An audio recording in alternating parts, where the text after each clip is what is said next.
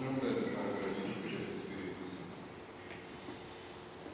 La Iglesia nos reúne en este día, después de haber honrado a los santos durante todo el año, nos invita a contemplar juntos en este día todos los santos, no solo para admirar las maravillas que Dios ha hecho con ellos y la gloria de la que ahora gozan, sino para animarnos con la multitud de sus ejemplos y que descubramos que la santidad es también asunto nuestro, puesto que Dios dice en el Antiguo Testamento: ustedes han de ser santos porque yo soy santo. Sin embargo, a pesar de que sabemos eso, hoy por hoy todo el mundo tiene excusas para no vivir santamente. Unos dicen que no tienen los auxilios que los demás santos recibieron en sus vidas. Otros dicen que le echan la culpa a la violencia de sus pasiones, al mal carácter que tienen, a la edad, al estado de vida que tienen o a la corrupción del mundo en que vivimos. Y se alegan muchas otras cosas. Pero hoy quiero yo, y este es el asunto de mi discurso, hacerles entender que no vivir en la santidad a la que hemos sido llamados no consiste ni en la ausencia de auxilios, ni de gracias especiales, ni se debe a la violencia de nuestras pasiones o al mal carácter o al estado en el que vivimos o a la corrupción de este mundo. Si no vivimos la santidad, se debe solo a nuestra poca voluntad. Y a mí me da vergüenza decírselo. Porque, fíjense, hoy por hoy, cuando se trata de guiarlos a ustedes en la verdad, no es que la gente sea ignorante, es que la gente tiene mala voluntad. ¿Sí? Entonces, dicen unos que para ser santos tendrían que haber recibido los auxilios y la gracia que recibieron los santos de la Iglesia. Ninguno de ellos recibió nada que nosotros no hayamos recibido. Nada en absoluto. Tenemos la misma fe, los mismos misterios, las mismas promesas, los mismos sacramentos, se nos aplican los mismos méritos de la pasión de nuestro Señor, y es la misma sangre que baja del altar y que abunda en ustedes por los méritos de Cristo. ¿Qué gracias entonces Dios no les concedió a ellos que no nos haya concedido a nosotros? Sí. Hubo una sola cosa que ellos no tuvieron: el ejemplo de ellos. De ellos no tuvieron el ejemplo de nadie. Y nosotros tenemos el ejemplo de ellos. ¿Qué podríamos nosotros responder a esta multitud de hombres y mujeres que hicieron su viaje a la eternidad feliz con los mismos o con menos auxilios que nosotros? ¿Qué le podemos responder si no es nada más que la mala voluntad que tenemos? ¿Qué les podríamos contestar? Simplemente les podríamos contestar que nosotros no queremos aprovecharnos de la gracia que Dios nos ha dado. Otros dicen que no son santos porque la violencia de sus pasiones es exagerada. ¿Qué pasiones hay tan violentas que no hayan experimentado todos los santos? Ahí tenemos a San Pablo, que la violencia de una pasión, él no encontró con qué compararla más que con el demonio, y la venció. Y Dios le dijo: si tienes mi gracia, ¿para qué quieres más? Ahí tenemos a San Jerónimo, consumido reducido a un esqueleto, escondido en una cueva, luchando contra un mal pensamiento de lo que había dejado en Roma. Ahí tenemos a un San Benito, a un San Bernardo, a un San Francisco de Asís, acostado en nopaleras o en la nieve para luchar contra sus pasiones. ¿Acaso nuestras pasiones son más violentas o porfiadas que eran las que ellos tenían? Y sin embargo las vencieron. Sí. Otros dicen que no son santos porque tienen un mal carácter. ¿Qué mal carácter puede haber que el rocío de la gracia no pueda transformar en grandes virtudes?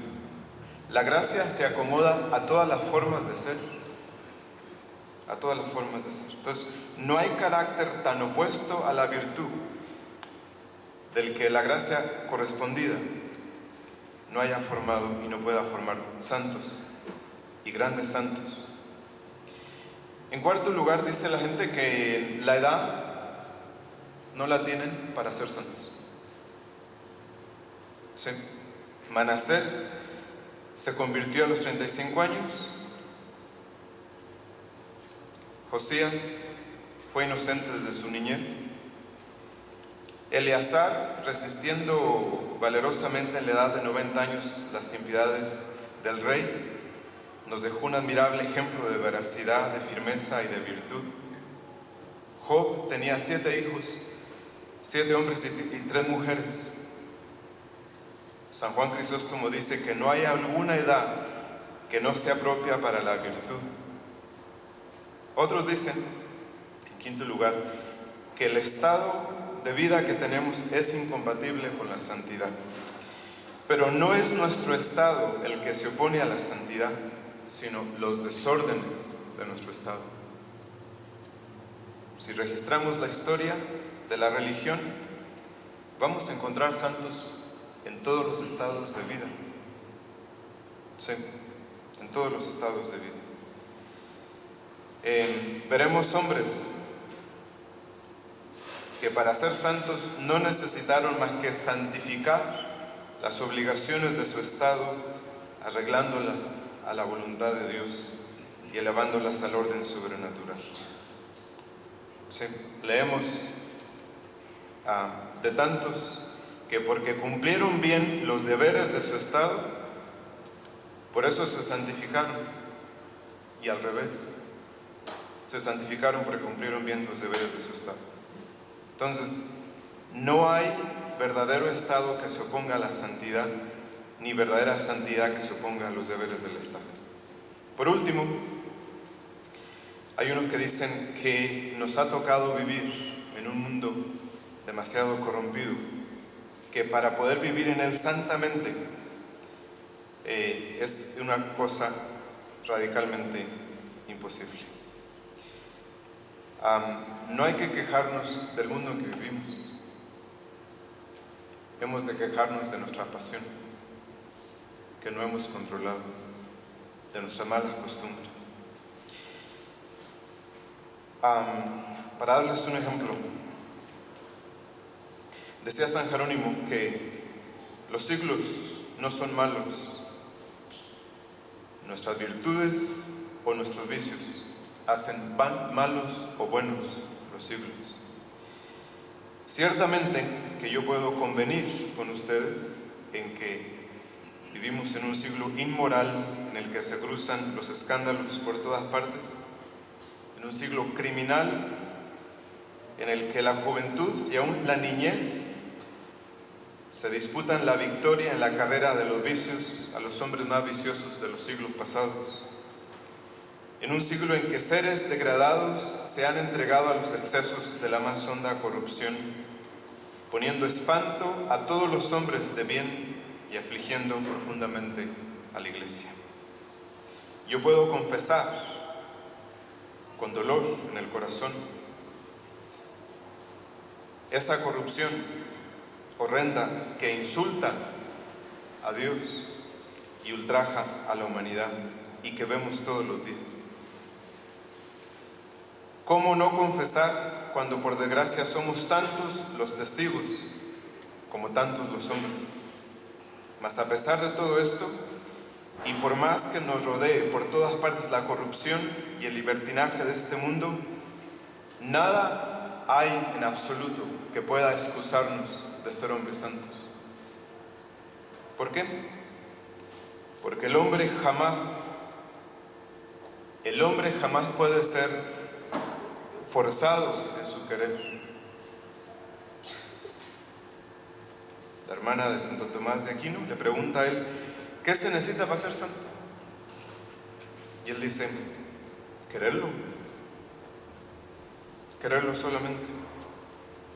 Es decir, que el mundo entero, con todos sus ejércitos y sus maldades, jamás puede obligar a alguien a separarse de la virtud y de las buenas costumbres. Puede uno perder los bienes, los honores, la salud, hasta la vida, pero no puede separarse del bien y de la virtud. Entonces hay que desengañarnos. No hay fuerza contra el querer, ni excusas para no obrar el bien, por más corrompido que sea el mundo en el que vivimos. Si registramos los siglos pasados, Noé, 100 años viviendo en la pureza, en medio de la peor situación del mundo que le rodeaba.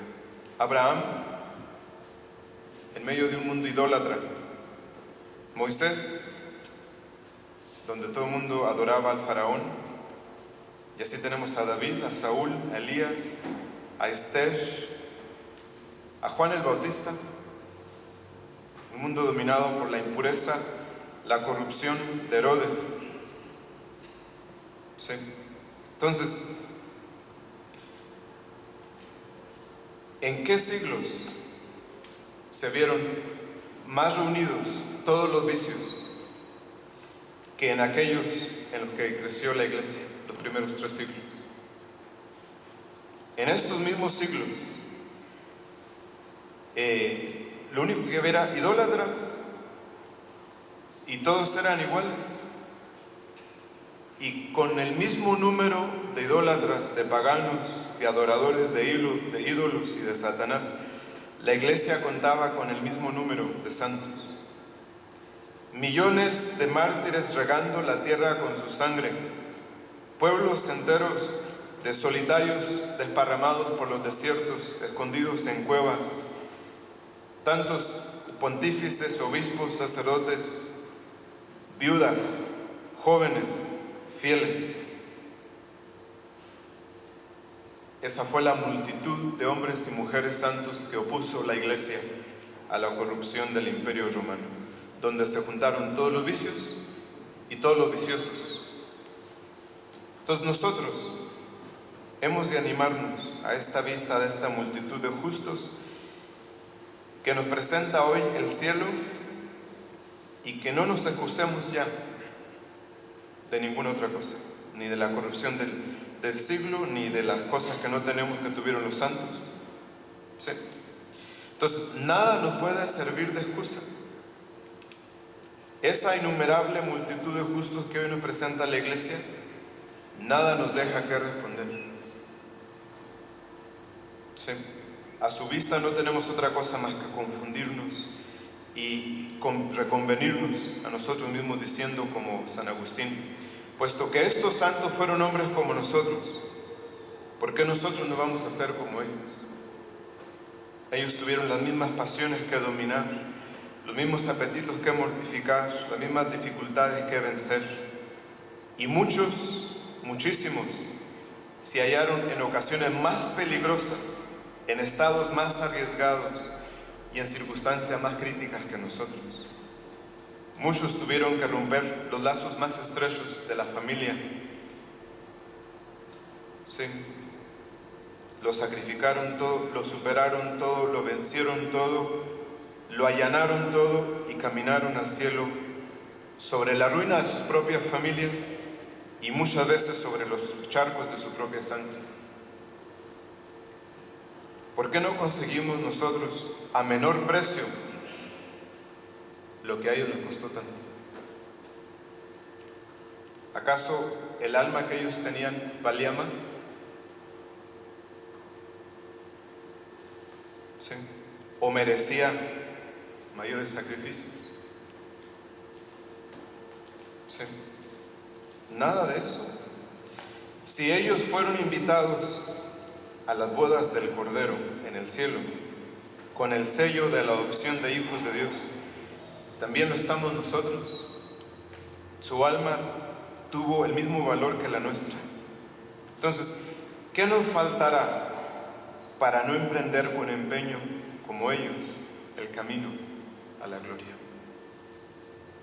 Bueno, como lo dije al principio, nos falta voluntad. Y nada más que la voluntad.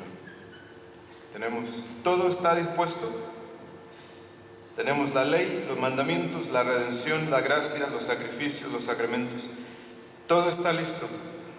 Todo está patente. Los santos que han andado el mismo camino nos invitan con instancia a que caminemos por él y nos llaman desde el cielo a que los imitemos. En nombre del Padre, del Hijo y del Espíritu Santo.